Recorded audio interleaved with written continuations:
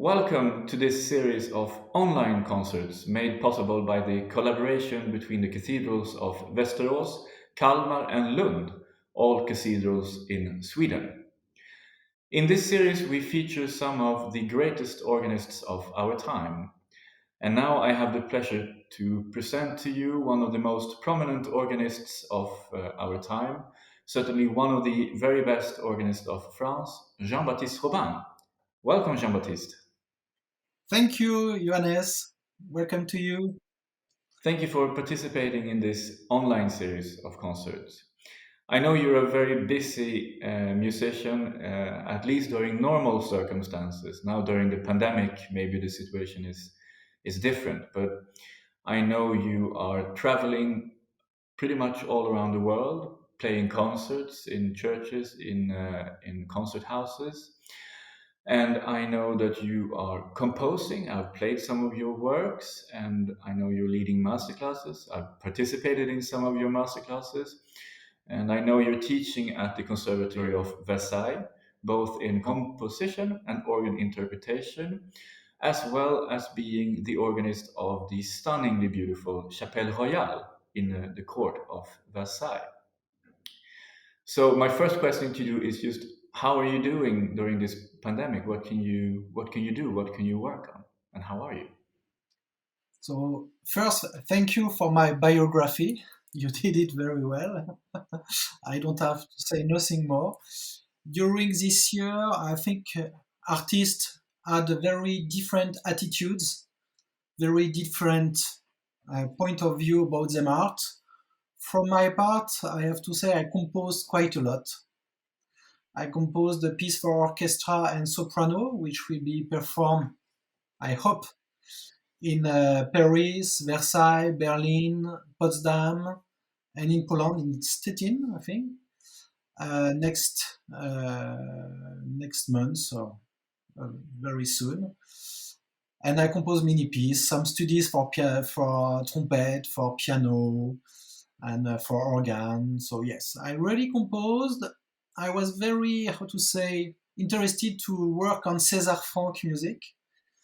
I did some research during few months on the manuscripts, especially, and I played piano because I composed for piano. So I played the pieces I composed for piano, and one of them is a very beautiful project with the Palace of Versailles and the gardens. You will discover this in few months, I hope. So it was pretty busy, I have to say. Yes.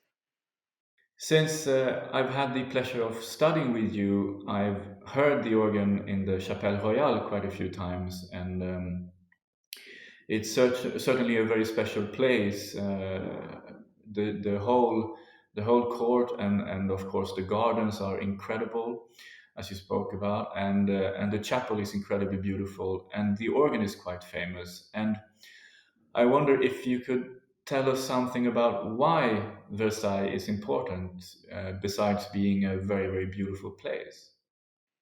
The Palace of Versailles was a palace of pleasure and so a palace of the arts. The goal of Versailles was a political goal. The political goal was to astonish, to make people, well, as we say now, wow, uh, to, how to say, to keep the power. When people are impressed, people will follow what you say. They will be, how to say, at your service. So the kings in France had a lot of troubles with the populations, as well as with religions. And the Palace of Versailles made France more in order because the nobles, the court, were living in Versailles and had to live in Versailles and were impressed by the power and the magnificence of what created the king. Of course, it was rising all around Europe or the world at this time, but in France, it was really a political project. So the music had a function. You had different kind of music. You had the music for the chapel with the singers. You have the music of the stables, the horses, with oboe, woodwind instruments. You had different kind of music for different kind of events. And Louis XIV created what we call the grand motet. It means every kind of music, of musicians were together in the chapel to create the most magnificent music for church music at this time. So the music was everywhere. When the king was walking in the gardens, you had the trumpeters and the timpani. When the king was hunting in the forest, you had the music for this. When the king was dining, was eating, was going to bed, was waking up, you had the music for this. The music was really everywhere, and each music had a function for uh, each event specified. I guess that having music while hunting is not the smartest thing if you want to catch the animals, but maybe it can be nice to have some music outdoors at least. That's wonderful. I just wanted to say about hunting, oboes and horns in all music history are related to this.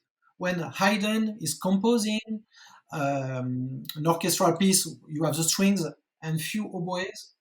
Every time there is an evocation of this and of hunting, I mean. And in music in general, you will find this with Mahler, with Brahms, very much too.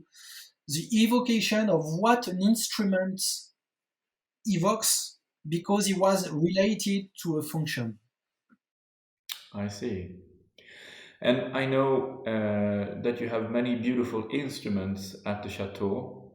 I've heard some of them, and of course you have the beautiful organ at the Chapelle Royale, and the French classical style has influenced the organs that came after it, but newer organs can never sound like these French classical instruments. So, what would you say about the qualities of the instrument of Versailles and the sonorities, the tonal colors of the instrument? This instrument at the Royal Chapel has a sound of the 18th century.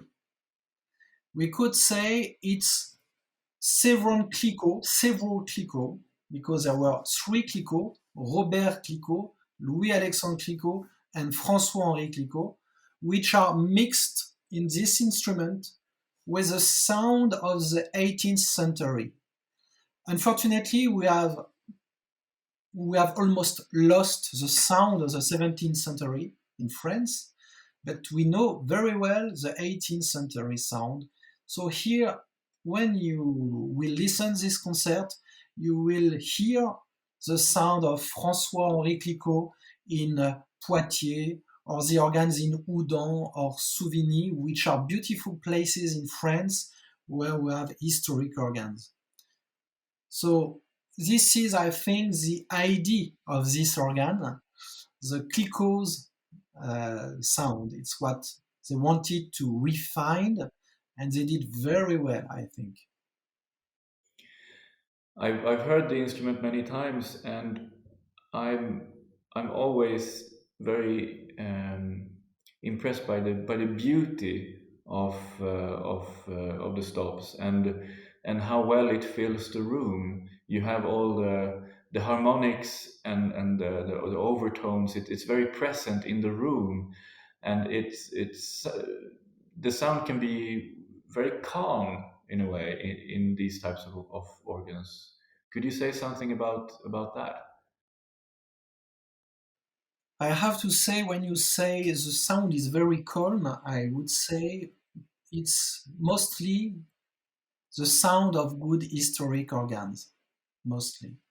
It comes from what we call in French the gravity, la gravité, gravitat in German, which it's very common to speak about for instruments for Bach in Thuringen.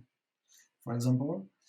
And yes, the sound, to have a good quality of sound, you don't have to have something loud or powerful. The noise will destroy, the colors. And maybe that's why you think or you say it's calm. And I think it's something very important in this kind of instrument. Also, the acoustic. You spoke about the acoustic. The relation between the acoustic and an organ is very important, and for a French organ, it's highly important. Here in Versailles, we have 7 seconds of acoustic, but for the church service, we know that it was full, and full of people, I mean. And it was so full that they were building a second balcony at the first floor because the chapel was too small. So when I play, every year I play a very large service, the Malt Mass, we call this, and it's very full. And then the organ really sounds very, very soft, and there is not any more acoustic. So I don't know how the organ was listened during Louis XIV.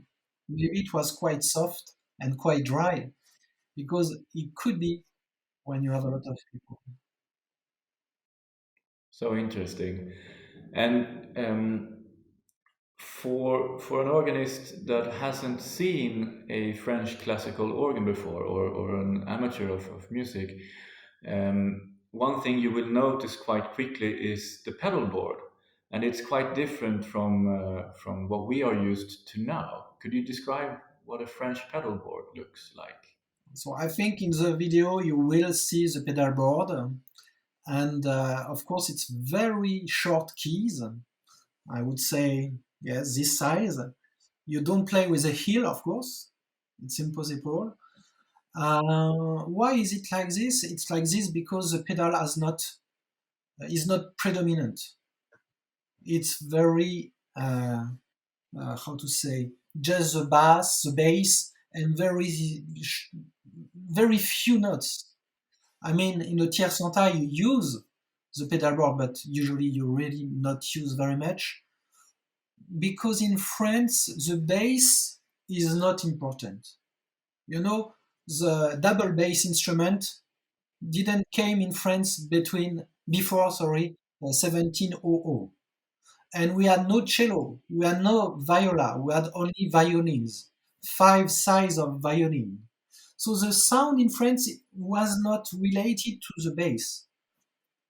In the 19th century, yes, of course, but not during the 17th century and the early 18th century. So we didn't use a lot the pedal board, so you don't need to have a very large and convenient pedal board. You mentioned tierce entaille, and of course, Nicolas de Grigny's incredible tierce entaille is featured in your program. It's one of my favorite pieces of this repertoire. Incredibly expressive and beautiful. And some of the names of these pieces are actually telling the organist about the registration, what colors to choose when you're playing the music. Could you tell us something about this? It's something unique. When you go in Germany, when you go in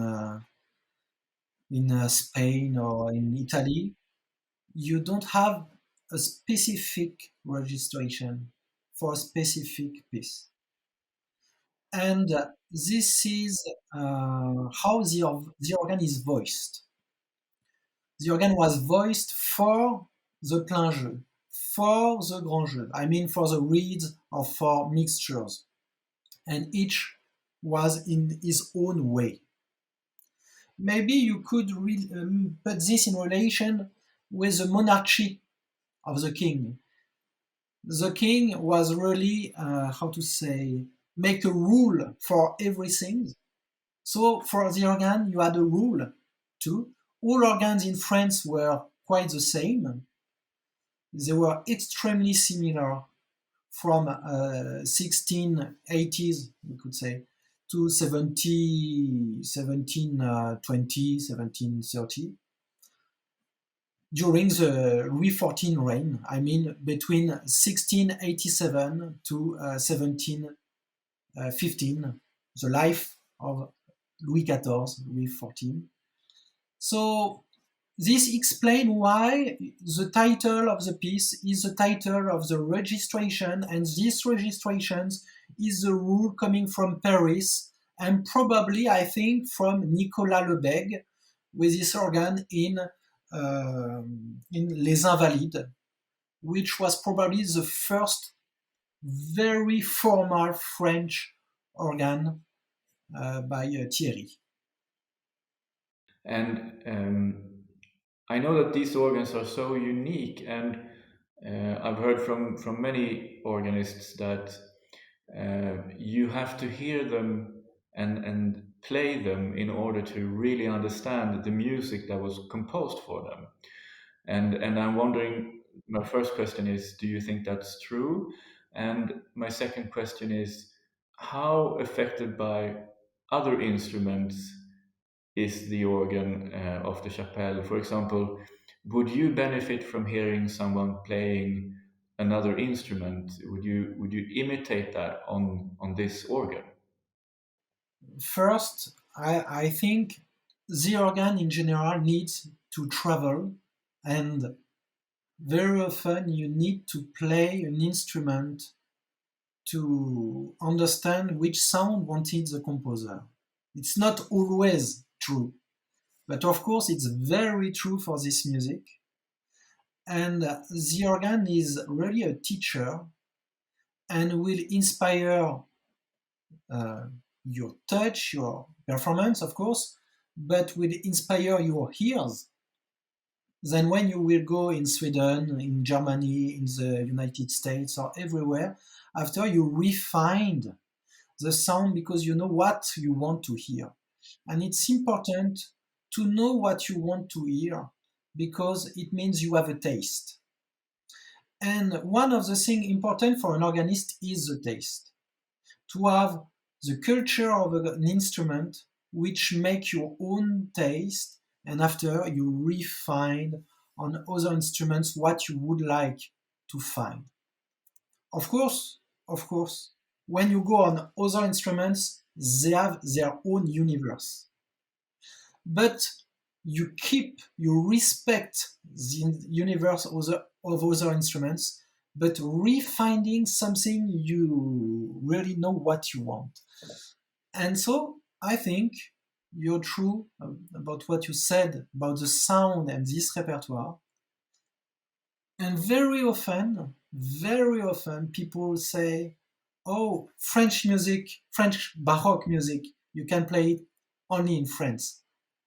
And it's so not true. I mean, I've played this music on many kind of organs, and people were very stupefied or very surprised of, wow, it works. I didn't expect it. It's because I think the trouble comes from the organist and the hear what you want to hear. You can refine after, mostly. Now you have created a beautiful program with music by Bach, Rameau, Marchand, and Grigny, for example. Could you tell us just a little bit about the music that you will play in your online concert? So you invited me to play this concert, and I played for you pieces I had in the fingers. I have to say they were there.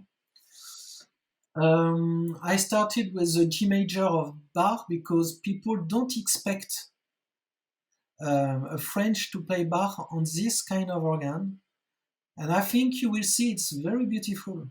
I think it's very beautiful. Of course, Bach is universal, of course, but this G major is very clear. The beginning is a violin piece. The prelude is an Italian sinfonia with harmonies, with repeated chords, so it's very clear. And the fugue is also very clear with repeating notes. So I think I will play it on 8/4/2 foundations, and it will give you something a little bit unexpected, but very, how to say, very well, very in harmony with this organ, I hope. After Bach, I suggested Marchand because everybody knows the competition between Bach and Marchand was organist at the Royal Chapel. So I thought I had to play Marchand after Bach. You will find a short Rameau piece, Les Sauvages. It's very famous. It's not for organ, but Rameau was organist. And I will use the hautbois, the oboe, because Rameau, it's 1735 for his opera, so the oboe is perfect with this piece, I hope. Then I will play, yes, the cuckoo, the little cuckoo. It's very difficult to play it at the Royal Chapel because I play it on the Nazar. So you hear the fifth. So I really trained this way. So it's only one stop. It's very cute, and I think it's very nice there. The cuckoo is the Holy Spirit too. So it's in relation with the Royal Chapel. The king was just under a representation of the Holy Spirit, so it has a lot of sense in the chapel. I play also the Lully. Yes, in fact, Lully is Robin Lully. For this concert, you asked me, could you play some of your own compositions? Yes, I composed for this organ, but here it's not a composition, it's variations in the style of Lully or Daquin or Dandrieux. And you will hear a grand jeu with different kind of variations. So I think all together will show a quite good picture of this wonderful place and organ.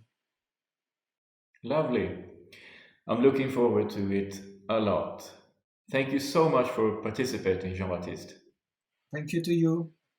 Goodbye.